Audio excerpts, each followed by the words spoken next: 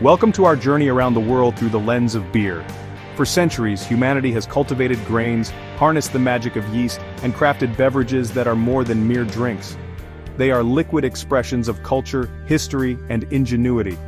From the bustling metropolises to the quiet corners of our planet, these brews tell a story, a narrative of place and people captured within each amber, stout, or pale concoction. Today, we're exploring 5 iconic beers that define their countries, and why you should definitely give them a try. We shall not merely taste, we shall observe, understand, and appreciate the intricate ecosystems from which these legendary libations have emerged. We will travel from the misty emerald hills of Ireland to the vibrant shores of Mexico, from the meticulous breweries of the Netherlands and Japan to the vast landscapes of America. Each stop on our itinerary offers a unique flavor, a distinct character, a window into the soul of a nation. Prepare your senses, for this is not just about quenching thirst. It is about discovery, about connecting with traditions that have been brewed and perfected over generations. We will delve into the stories behind these famous names, uncovering the secrets of their enduring appeal and their profound connection to the lands that birthed them. So, settle in, and let us embark on this intoxicating adventure together, exploring the rich tapestry of global beer culture, one remarkable pint at a time. Our first destination takes us to the verdant, rain-kissed shores of Ireland, a land steeped in myth, music, and a profound affection for a particular dark brew Guinness. Here, amidst the rolling green hills and ancient stone circles, a legend was born, a beer that has become synonymous with Irish identity itself.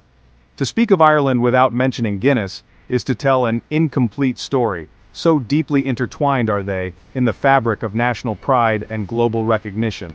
The tale of Guinness begins in 1759, a remarkable year, when Arthur Guinness, a man of vision and entrepreneurial spirit, signed a 9,000-year lease on a disused brewery at St. James's Gate in Dublin. One cannot help but marvel at such foresight, such confidence in the enduring appeal of a well-crafted stout. This was not merely a business venture, it was the laying of a foundation stone for a legacy that would echo through centuries, carried on the lips and in the hearts of millions. Observe the beer itself. It is a visual paradox, a black stuff that, when held to the light, reveals a deep, alluring ruby red. And then, the head, a creamy, dense, and persistent crown, the result of a masterful innovation involving nitrogen mixed with carbon dioxide. This nitrogenation, introduced in the 1950s, transformed the texture, bestowing upon Guinness its signature velvety smoothness, a characteristic that sets it apart in the vast world of beers. The ritual of the pour is, in itself, a performance, a 2-part act of patience and precision that bartenders, or publicans as they are known in Ireland, execute with practiced reverence.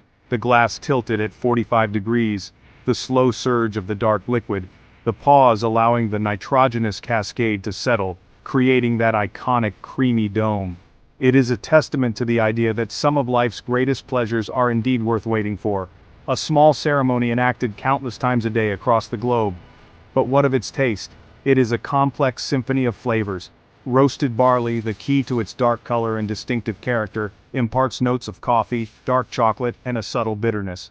Yet, for all its apparent richness and dark demeanor, Guinness is surprisingly sessionable, with a relatively moderate alcohol content and a dry finish that invites another sip. It is a brew that comforts and intrigues in equal measure. The cultural impact of Guinness extends far beyond the confines of the pub. It is woven into the social tapestry of Ireland, a companion to lively conversations, traditional music sessions, and moments of quiet contemplation.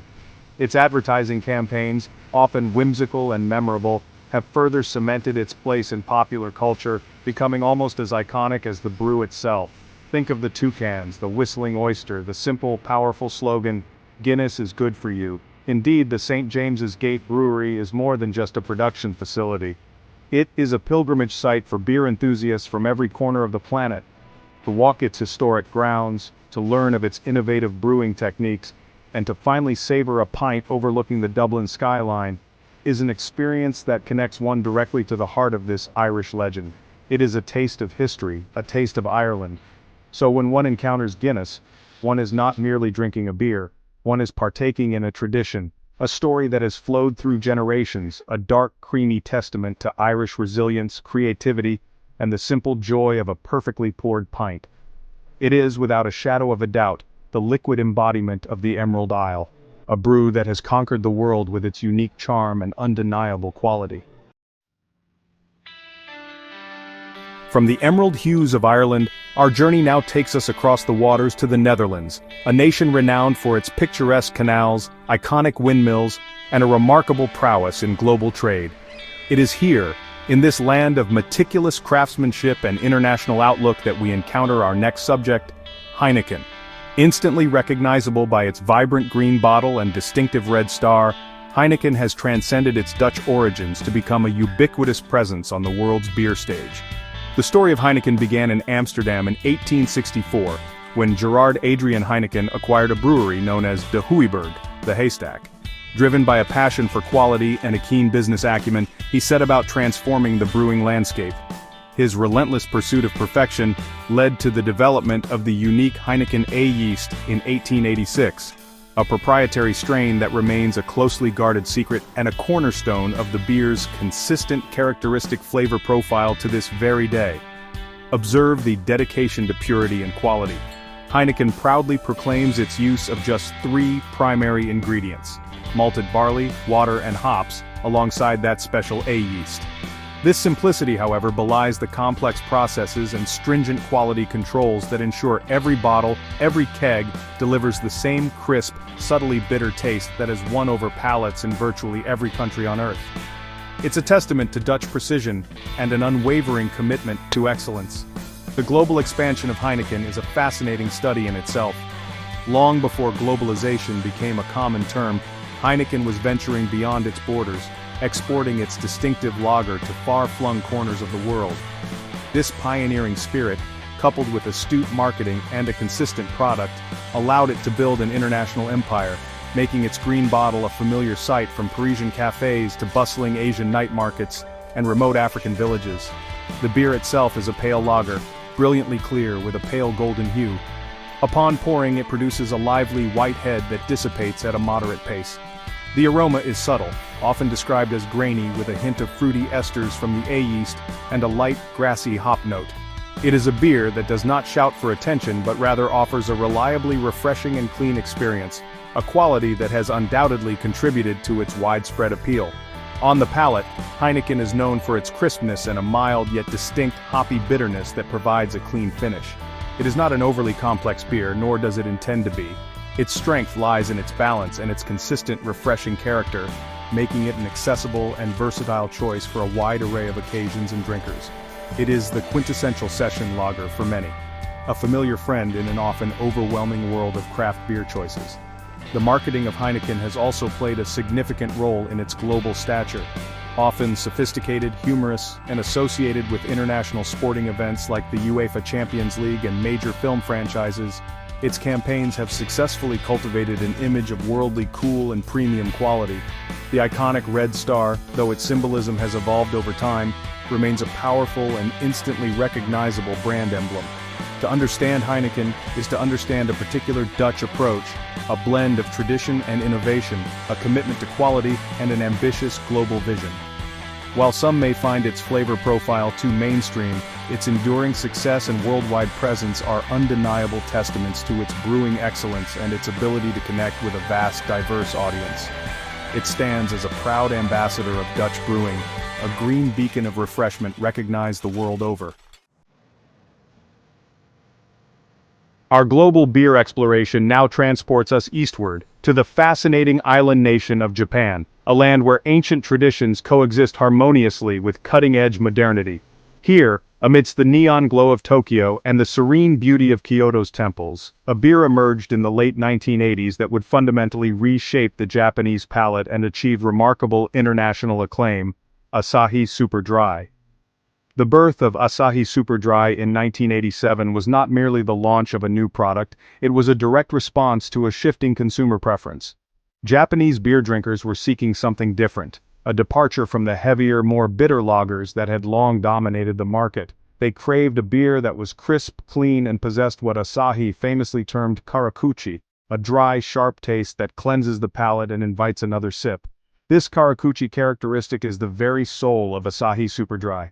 It is achieved through a meticulous brewing process involving select strains of yeast that promote a high degree of fermentation, resulting in minimal residual sugar.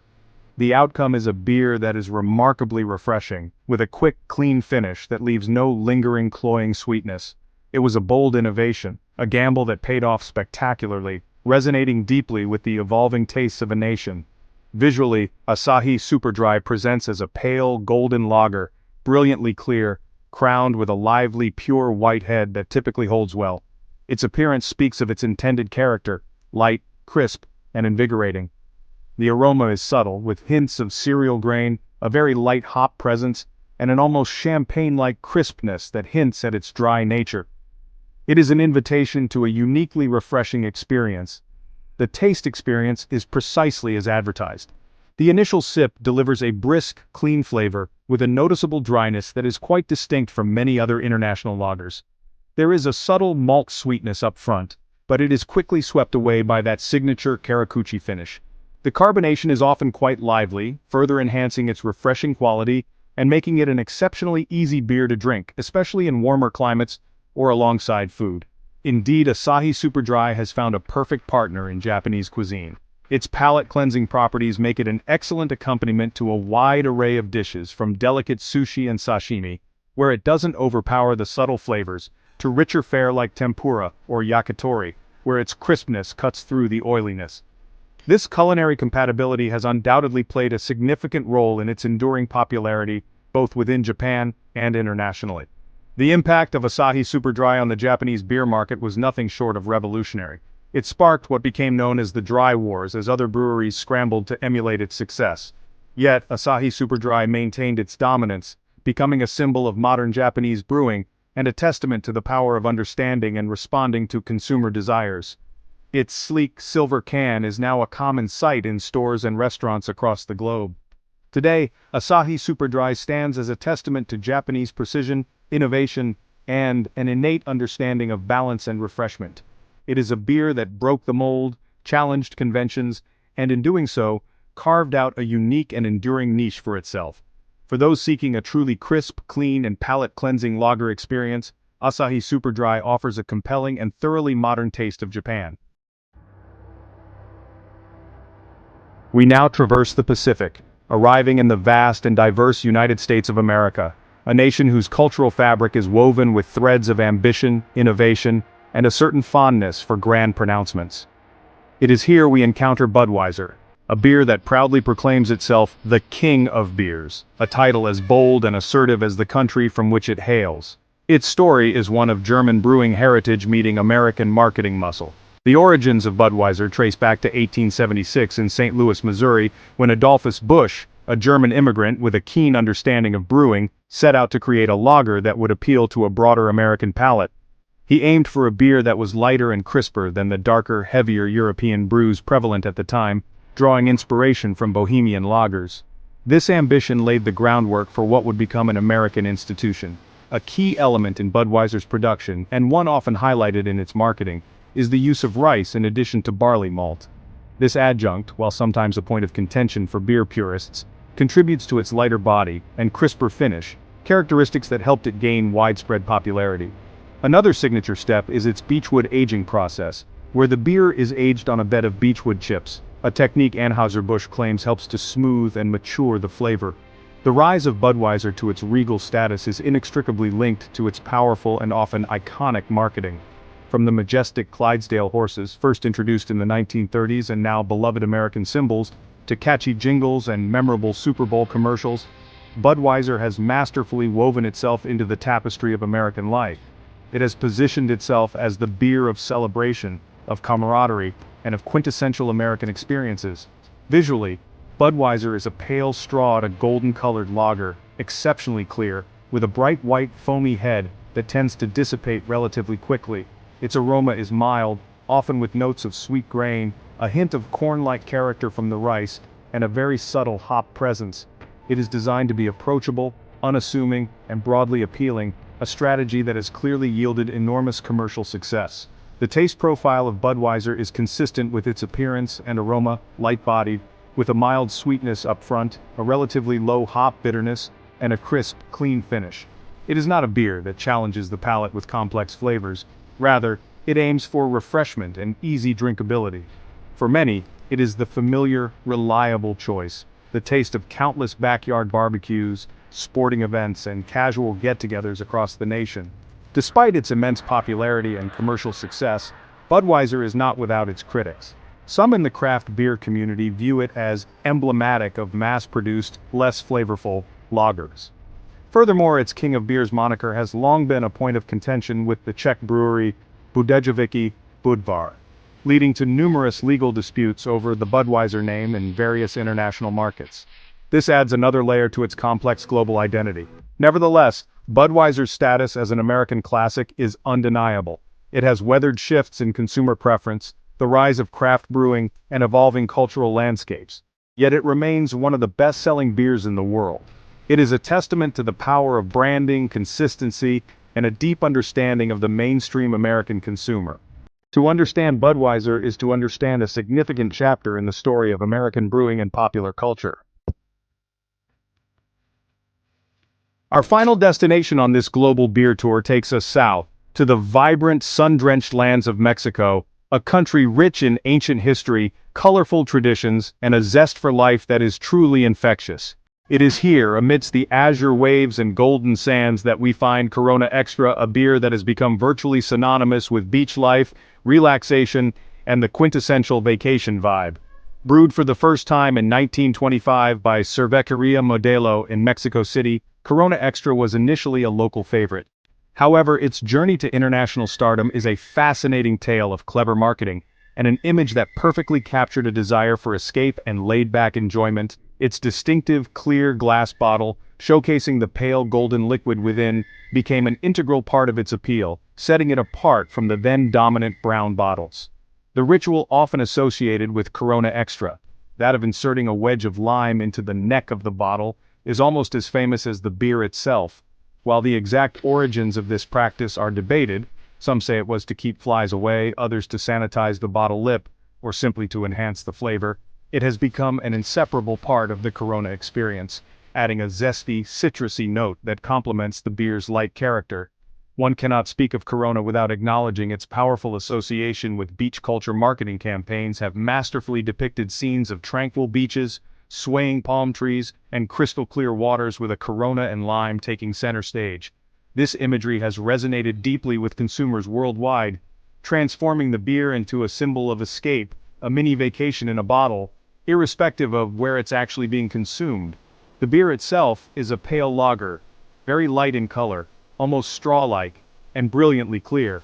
It typically produces a modest white head that doesn't linger for too long. The aroma is mild, with subtle notes of sweet malt, a hint of corn, as it often uses corn as an adjunct, and a faint skunky note if the clear bottle has been exposed to light, a characteristic that, for some, is part of its unique profile, though for others a flaw. On the palate, Corona Extra is light-bodied, crisp, and highly carbonated, delivering a very refreshing experience, especially when served ice-cold on a hot day. The flavor is subtle, with a slight grainy sweetness and minimal hop bitterness. It is undeniably an easy-drinking beer, designed for sessionability and refreshment rather than complex flavor exploration. The addition of lime, of course, adds a bright, acidic counterpoint. Its global success is remarkable, particularly given its relatively straightforward flavor profile. It demonstrates the immense power of branding and image. Corona has successfully sold not just a beer, but an aspirational lifestyle, a feeling of relaxation and carefree enjoyment. This has made it a go-to choice for many seeking a light, refreshing option, particularly in social settings or warmer climates. So when you next encounter a Corona, perhaps with that iconic lime wedge poised at its opening, take a moment to consider its journey. From the breweries of Mexico to beaches and bars across the globe, it has carried a message of sunshine and simplicity. It is a testament to the idea that sometimes the most profound connections are made through the simplest of pleasures, a cool drink offering a momentary escape to a sunnier state of mind. And so, our whirlwind tour of these remarkable global brews draws to a close. From the robust character of Guinness, echoing through Irish pubs, to the crisp precision of Asahi Super Dry, reflecting modern Japan, we have glimpsed how a simple beverage can encapsulate so much of a nation's spirit. We've witnessed the global reach of Heineken's Dutch excellence, the bold Americana of Budweiser, and the sun-kissed allure of Mexico's Corona. Each one, a distinct personality, a liquid ambassador. Thanks for joining us on this global beer tour. I trust that this journey has not only tantalized your taste buds, at least in spirit, but also deepened your appreciation for the rich diversity and cultural significance held within these iconic beers. The world of beer is vast and ever-evolving, a testament to human ingenuity and our innate desire to craft, share, and celebrate. There are countless other stories fermenting in barrels and bottles across the globe, each waiting to be discovered. Don't forget to like, comment, and subscribe for more exciting content, as we continue to explore the fascinating intersections of culture, craft, and delightful experiences. Until our paths cross again on another adventure, I encourage you to explore the myriad flavors the world has to offer, to seek out new tastes, and to share in the joy of discovery. Cheers to discovering new flavors and cultures.